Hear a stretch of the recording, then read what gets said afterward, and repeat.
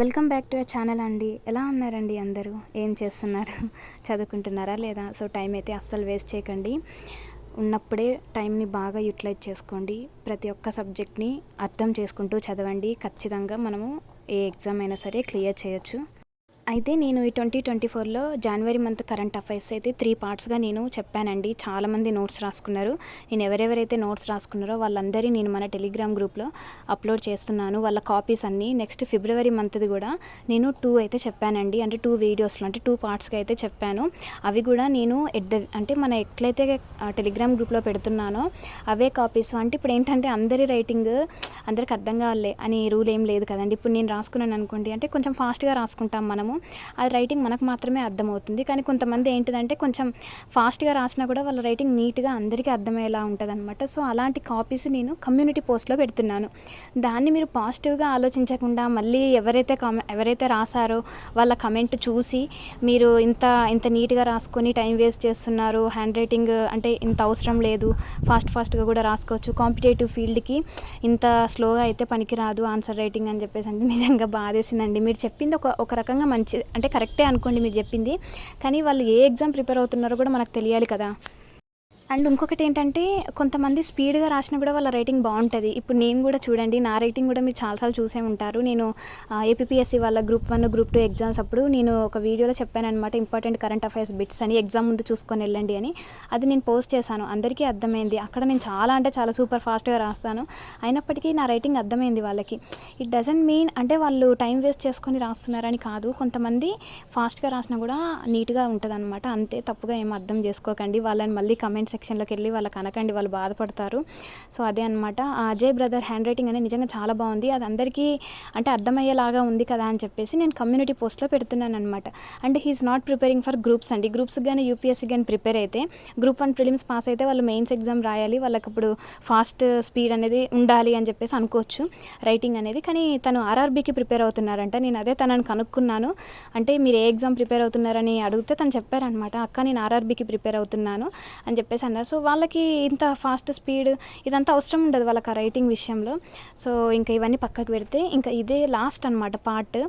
అంటే నేను కేవలం మీరు చెప్పిన బిట్సే వస్తాయా అని మీరు అడిగితే మాత్రం I can't give you total assurance అండి. అంటే ఎవరైనా సరే ఎవరు ఏం చెప్పలేరు ఫుల్గా నేను చెప్పినే వస్తాయి అని చెప్పేసి. ఇప్పుడు మంత్లీ కరెంట్ అఫైర్స్ చాలామంది ఛానల్స్ పెడతా ఉంటారు, కానీ వాళ్ళు కూడా అష్యూరెన్స్ ఇవ్వలేరు అనమాట. నేను ఒకటే చెప్తున్నాను, చాలామంది చాలా రకాలుగా కరెంట్ అఫైర్స్ చూస్తూ ఉంటారు, మ్యాగజైన్స్ చూస్తూ ఉంటారు, న్యూస్ పేపర్ చూస్తూ ఉంటారు, కొంతమంది వీడియో లెక్చర్స్ వింటూ ఉంటారు. సో కొంతమంది రెగ్యులర్గా ఇప్పుడు నేను హరీష్ అకాడమీ ఫాలో అవుతాను, సో అలా అందరూ ఫాలో అవుతుంటారు. కానీ ఇన్ని రిసోర్సెస్ ఫాలో అయినప్పటికీ మనకు ఒక్కొక్క రిసోర్సెస్లో ఒక్కొక్క బిట్ అనేది పోయే ఛాన్స్ ఉంటుంది. అది ఒక ఆస్పిరెంట్ స్టేజ్లో మనకు ఇవన్నీ చదువుతున్నప్పుడు ఎగ్జామ్లో ఏ బిట్ పడే ఛాన్స్ ఉంది అని చెప్పేసి వాళ్ళకి కొంచెం ఐడియా వస్తుంది అనమాట. నేను ఎప్పుడైతే కరెంట్ అఫైర్స్ రెగ్యులర్గా ఫాలో అవ్వడం స్టార్ట్ చేశానో అప్పుడు నాకు అర్థమైంది. అట్ ద ఎండ్ నాకు లాస్ట్ టైం అంటే సెకండ్ టైం రాసిన గ్రూప్ 1 ఎగ్జామ్కి నేను కొన్ని ఏవైతే వస్తాయని చెప్పేసి నేను మంత్లీ కరెంట్ అఫైర్స్లో సపరేట్గా రాసుకున్నాను, టాప్ 30 టాప్ 50 అని. వాటిలో నుంచే దిగాయన్నమాట. అప్పుడు నాకు కాన్ఫిడెన్స్ పెరిగింది. అంటే ఎగ్జామినర్ ఏ పాయింట్ ఆఫ్ వ్యూలో ఆలోచిస్తాడో ఆ పాయింట్ ఆఫ్ వ్యూలో ఆలోచించాను. సో నేను ఏదైతే నోట్స్ రాసుకున్నానో ఆ ఇంపార్టెంట్ బిట్స్ అవే నేను మీతో షేర్ చేస్తున్నాను. అట్లీస్ట్ నా ఈ కరెంట్ అఫైర్స్ బిట్స్ ఒక్కరిద్దరికి యూజ్ అయినా బాగుంటుందని చెప్పేసి. ఒక్కరిద్దరు కాదండి, రెగ్యులర్గా 20 to 25 మెంబర్స్ అయితే రాసుకుంటారు. నేను వీడియోలో చెప్పకపోయినప్పటికీ కూడా మీరు నాకు మెయిల్ చేయండి, అది ఖచ్చితంగా యూజ్ అవుతుంది. ఓకేనండి. సో నిన్న నేను రోడ్ టు ప్యారిస్ కాన్ఫరెన్స్ గురించి చెప్పాను, హూ హోస్టెడ్ అని చెప్పానండి, NADA national anti doping agency వాళ్ళు. సో నెక్స్ట్ వచ్చేసి ఈరోజు నా ఫస్ట్ బిట్ ఏంటిదంటే నేను చెప్పబోయేది, who has been honoured with Lakshminarayana international award for 2024. అంటే ఇది కొంచెం డిఫరెంట్గా ఉంది కదా అని చెప్పేసి వచ్చే ఛాన్స్ ఉంటుందేమో అని అనుకున్నానండి. సో హీఈస్ ఏ మ్యూజిషియన్ అండి, అతని పేరు ప్యారే లాల్ శర్మ, గుర్తుపెట్టుకోండి నేమ్. సో సెకండ్ క్వశ్చన్ వచ్చేసి, which countries have been named as guests of honour in the world government summit 2024. ఈ గవర్నమెంట్ సమ్మిట్ 2024 అనేటువంటి ఈ కాన్ఫరెన్స్కి ఏ దేశాల ప్రతినిధులు వాళ్ళు వచ్చారు గెస్టులుగా అంటే, ఇండియా నుంచి, తుర్కియే నుంచి, ఖతర్ నుంచి, ఈ 3 కంట్రీస్ నుంచి వాళ్ళ పెద్దలు అంటే పిఎంస్ వాళ్ళు గెస్ట్ లాగా అయితే వెళ్ళారనమాట. సో మనము గవర్నమెంట్ సమ్మిట్ 2024 అని చూసాం కదా, ఏ కాన్ఫరెన్స్ అయినా, ఏ సమ్మిట్ అయినా, ఏ మీటింగ్ అయినా సరే థీమ్ అనేది చాలా ఇంపార్టెంట్ అండి. సో దీని యొక్క థీమ్ వచ్చేసి shaping the governments of the future. So అందుకనే కదా అన్ని దేశాల వాళ్ళు కలిసి గవర్నమెంట్ సమ్మిట్ అంటున్నారంటే వాళ్ళ దేశాల యొక్క ఫ్యూచర్ని మంచిగా చేసుకోవాలని చెప్పేసి దాని ఉద్దేశం అయి ఉంటుంది కదా. సో దీని యొక్క వెన్యూ ఎక్కడ అంటే యూఏఈ, గుర్తుపెట్టుకోండి. సో నెక్స్ట్ క్వశ్చన్ వచ్చేసి, who launched PACE mission to study oceans and atmosphere. PACE mission అది ఎవరిది అంటే ఎవరు లాంచ్ చేశారంటే నాసా వాళ్ళండి. అంటే అమెరికా యొక్క మనకి ఇప్పుడు ఇండియాకి ఇస్రో ఎట్లనో అమెరికా వాళ్ళకి నాసా అనేటువంటిది ఒక స్పేస్ సెంటర్ అనమాట. సో ఇది వచ్చేసి ఏంటిదంటే పేస్ ఫుల్ ఫామ్ కూడా మనము నేర్చుకోవాలి. PACE plankton, aerosol, cloud, ocean ecosystem. Next అండి, ఇది కూడా ఇంపార్టెంట్ బిట్టే. పద్మశ్రీ అవార్డు విన్నర్ అండి ఒక డాక్టర్, ఈశ్వర చంద్ర వర్మ. ఆయన రీసెంట్గా చనిపోయారు ఫిబ్రవరిలోనే. సో ఇతను దేనికి రిలేటెడ్ అని చెప్పేసి అంటే నాకు డిఫరెంట్ అనిపించింది ఈ బిట్టు చదువుతున్నప్పుడు. కింద పాలిటిక్స్ సంబంధించిన తన, లేకపోతే యాక్టరా, లేకపోతే ఇంకేమైనా ఇంజనీరా అని చెప్పేసి ఇలా ఇచ్చినప్పుడు ఇంకొకటి ఆప్షన్ డిఫరెంట్గా ఉంది, ట్రీట్మెంట్ అని ఉంది. సో అదే అయిందనమాట ఆప్షన్. సో ఇట్లాంటిది మనం ట్రీట్మెంట్ అసలు ఇది కూడా ఒక ఆప్షన్ ఉంటుందా అని చెప్పేసి మనం దాన్ని ఎలిమినేట్ చేస్తాము. సో అదే ఆన్సర్. సో గుర్తుపెట్టుకోండి. నెక్స్ట్ క్వశ్చన్ వచ్చేసి which e commerce company has announced to change its name to Pi Platforms. ఇది కూడా మనము డైలీ ఫాలో అయ్యే కరెంట్ అఫైర్స్ ఛానల్స్లో ఇలాంటి బిట్స్ కొన్ని కవర్ అవ్వవు, అందుకనే చెప్తున్నాను అనమాట. పేటిఎం అండి, గుర్తుపెట్టుకోండి. పై ప్లాట్ఫామ్స్ అని చేంజ్ చేసిన ఈ కామర్స్ కంపెనీ ఏంటిదంటే Paytm. Next, which ID has been launched by national education policy NEP 2020 for students. ఒక ఐడి అనేటువంటిది నేషనల్ ఎడ్యుకేషన్ పాలసీ వాళ్ళు స్టూడెంట్స్ కోసం లాంచ్ చేశారు. ఆ ఐడి పేరేంటి అంటే APAAR, APAAR, APAAR full form వచ్చేసి, అపార్ ఫుల్ ఫామ్ ఏంటిదంటే automated permanent academic account registry. ఓకేనా, very very important. APAAR full form ఏంటి అని అడగచ్చు, ఖచ్చితంగా బిట్టుబడే ఛాన్స్ ఉంది. ఇప్పుడు నేను చెప్పబోయే బిట్టు కూడా చాలా ఇంపార్టెంట్ అండి. Ahlan Modi programme has been organised among the residents of which country.